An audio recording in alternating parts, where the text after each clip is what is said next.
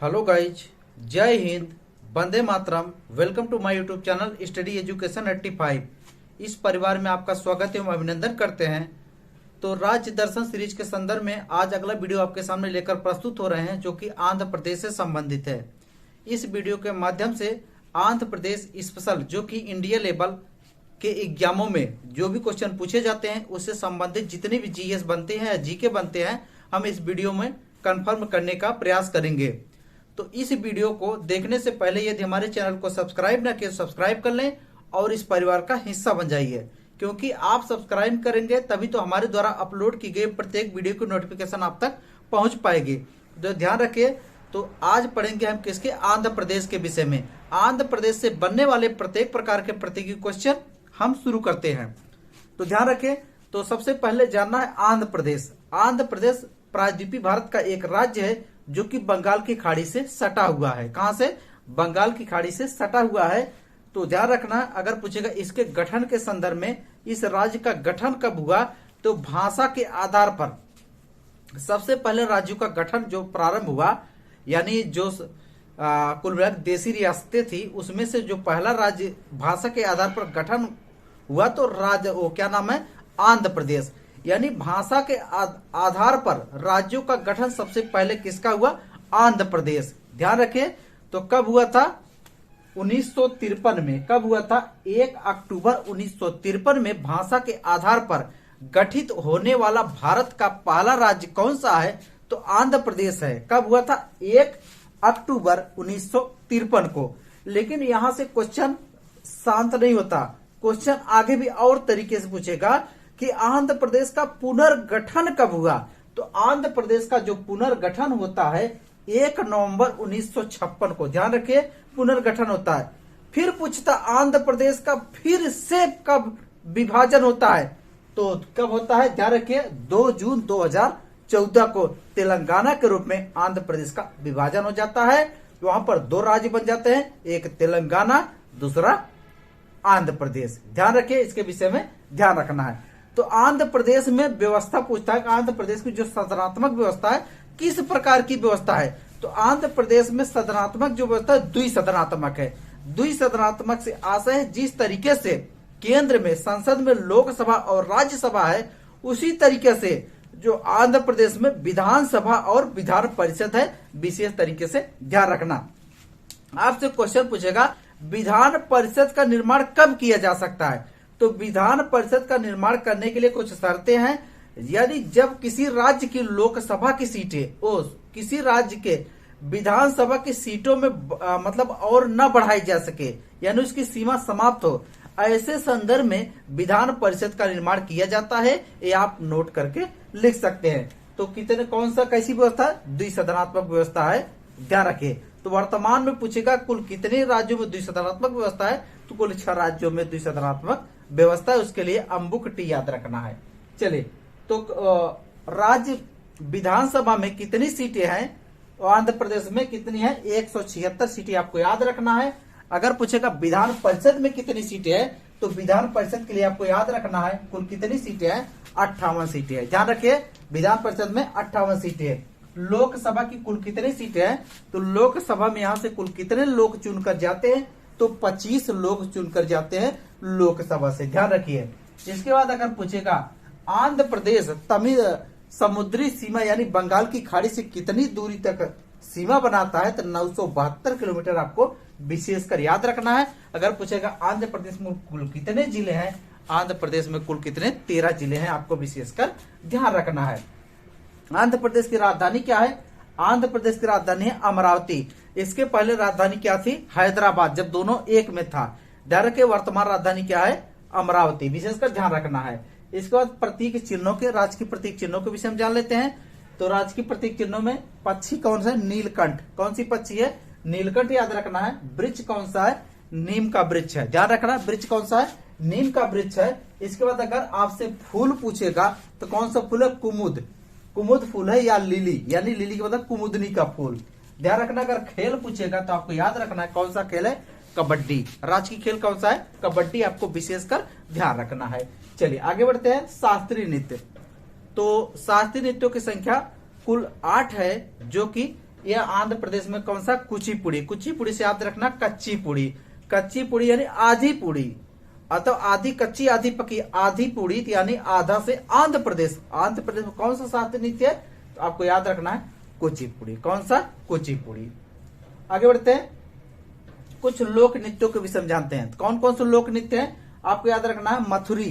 कौन सा? मधुरी याद रखना है, डाडरिया याद रखना है।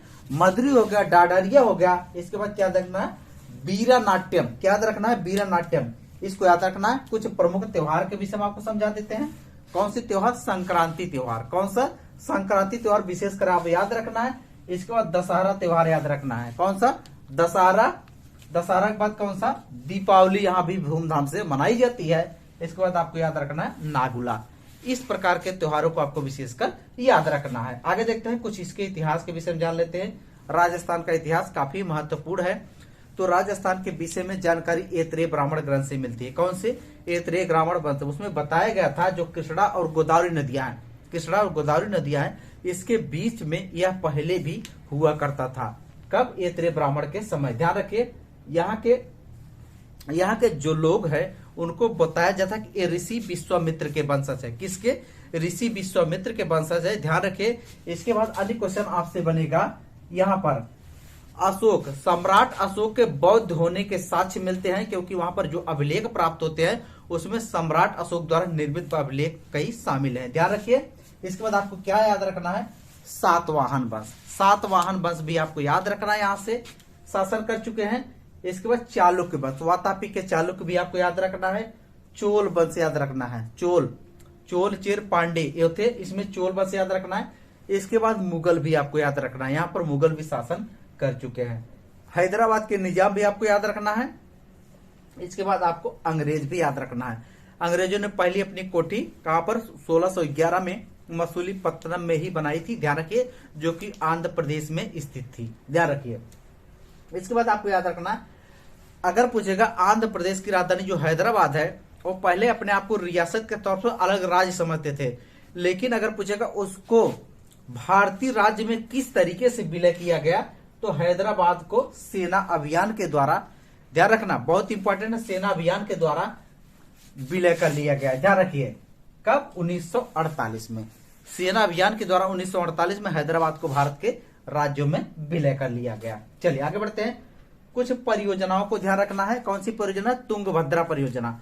तो तुंगभद्रा परियोजना किस नदी पर? तुंगभद्रा नदी पर है। तो किस राज्य में है? तो आपको याद रखना है किस राज्य में है? कर्नाटक और आंध्र प्रदेश की संयुक्त परियोजना है, विशेषकर ध्यान रखना है। इसके बाद नागार्जुन परियोजना, बहुत बार पूछा जा चुका है, पिछले पेट में भी पूछा जा चुका है। नागार्जुन परियोजना कृष्णा नदी पर है। किस नदी पर? कृष्णा नदी पर है। कहां पर है? आंध्र प्रदेश में, विशेषकर आपको ध्यान रखना है। चलिए अन्य क्वेश्चन पर्यटन के विषय में जानेंगे। पर्यटन यानी पर्यटन से संबंधित भी क्वेश्चन बनते हैं। तो पर्यटन के लिए आंध्र प्रदेश जाना है तो कहां कहां घूम सकते हैं? पर्यटन के लिए तिरुपति बालाजी मंदिर घूम सकते हैं। कहां? तिरुपति बालाजी आपको घूमने के लिए यहाँ पर बहुत मनोहारी व्यवस्था है। ध्यान रखिए। इसके बाद मल्लिकार्जुन भी घूम सकते हैं आप। कहा? विशाखापत्तनम भी यहाँ पर घूम सकते हैं, जो कि आंध्र प्रदेश के एक बंदरगाह के रूप में फेमस है। इसके बाद नेल्लौर घूम सकते हैं। कहाँ घूम सकते हैं? नेल्लौर घूम सकते हैं। इसके बाद आप कुर्नूल भी घूम सकते हैं, जो कि बहुत अच्छा दृश्य है। चित्तूर भी घूम सकते हैं आप। इसके बाद आप काकुलम भी घूम सकते हैं। पर्यटन की व्यवस्था है जो कि काफी मनोहारी है। ध्यान रखिए। इसके बाद प्रपातों के विषय में समझ लेते हैं। जलप्रपात, ध्यान रखिए। तो प्रपात कौन कौन से याद रखना है? कपिल तीर्थम। कौन सा? कपिल तीर्थम आपको याद रखना है। इसके बाद याद रखना है एथियो, कौन सा? एथियोथला, एथिपोथला याद रखना है। इसके बाद तलाकोना याद रखना है। कौन सा? तलाकोना। कौन सा कोना? तलाकोना। ध्यान रखिए। इसके बाद आपको याद रखना मल्लेला। कौन सा? मल्लेला। प्रमुख कृषि के विषय में समझ लेना है। तो तंबाकू उत्पादन में भारत का अग्रणी राज्य कौन सा है? तो आपको याद रखना है आंध्र प्रदेश। इसके अलावा अन्य महत्वपूर्ण फसलें कौन कौन सी है? ज्वार है और गन्ना यहाँ की महत्वपूर्ण फसलें हैं। ध्यान रखिए। आगे देखते हैं कुछ जनजातियों के विषय में। किसके विषय में? जनजातियां। तो पूछेगा वाल्मीकि जनजाति कहाँ निवास करती है?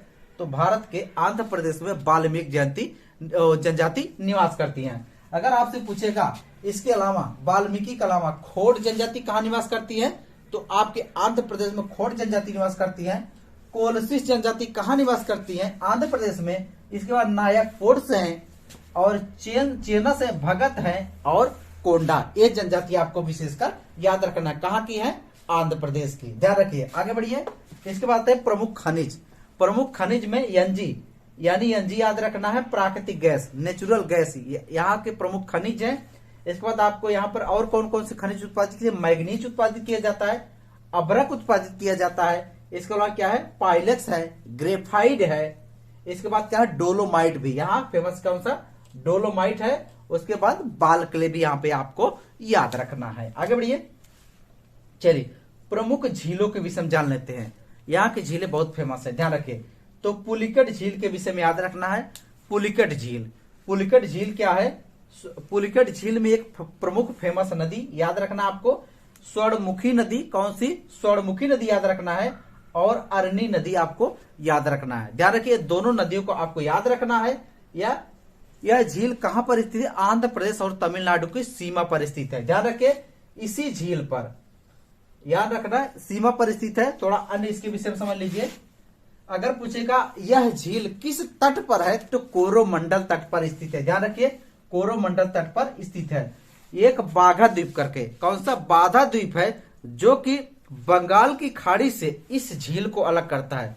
बंगाल की खाड़ी से यह झील किसके माध्यम से अलग होती है? बाधा द्वीप के माध्यम से अलग होती है। और इस झील की अन्य विशेषता है, ध्यान रखें, इसी झील में आंध्र प्रदेश राज्य में श्री हरिकोटा द्वीप स्थित है, जहां पर भारत का इसरो का प्रक्षेपण केंद्र स्थित है। यही द्वीप से भारत के द्वारा जो कि सैटेलाइट भेजा जाता है, किसके द्वारा? पीएसएलवी और जीएसएलवी यान से भेजा जाता है। कहां से? यहीं से, आंध्र प्रदेश। ध्यान रखिए, आंध्र प्रदेश में भारत का प्रक्षेपण यान है। अगर इसरो का मुख्यालय पूछेगा तो आपको याद रखना है बेंगलुरु।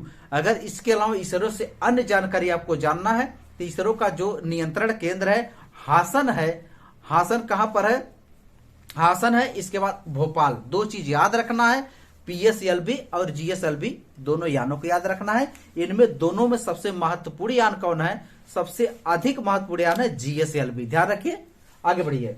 चलिए, इसके विषय में अन्य जानकारी अगर आपको चाहिए कमेंट्स करिए, इसके विषय में डिटेल वीडियो बनाकर प्रोवाइड करा देंगे। चलिए आगे बढ़िए। इसके बाद प्रमुख, इस झील से एक और क्वेश्चन याद रखना, यहाँ की प्रमुख पक्षी कौन सी है? ग्रे पेलिकन और सारस। ग्रे पेलिकन और सारस ये पक्षी थी।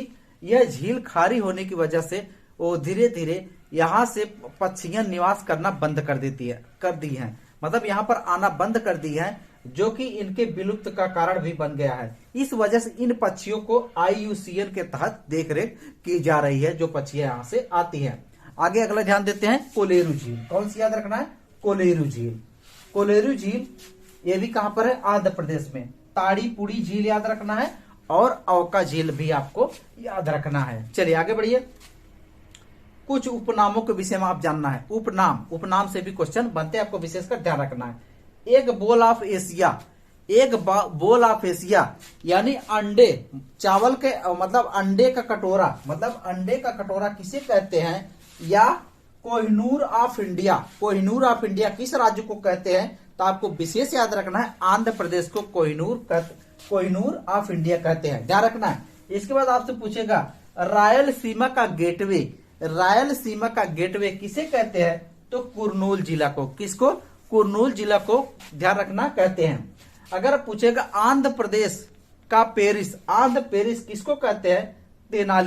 तेनाली शहर को आंध्र प्रदेश का आंध्र पेरिस कहते हैं। मिर्च शहर के नाम से कौन प्रसिद्ध है? तो मिर्च शहर कौन सा? गुट्टूर। कौन सा? गुट्टूर। अगर पूछेगा आंध्र प्रदेश का सबसे बड़ा शहर कौन सा है? तो आपको याद रखना है विशाखापत्तनम। आंध्र प्रदेश का सबसे बड़ा शहर कौन सा है? विशाखापत्तनम भी आपको याद रखना है। इसके अगर बात आंध्र प्रदेश का सर्वोच्च बिंदु आपसे पूछे तो कौन सा है?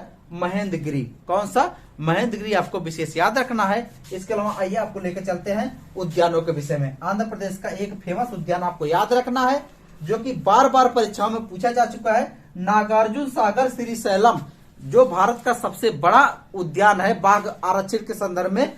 तो कहां पर स्थित है?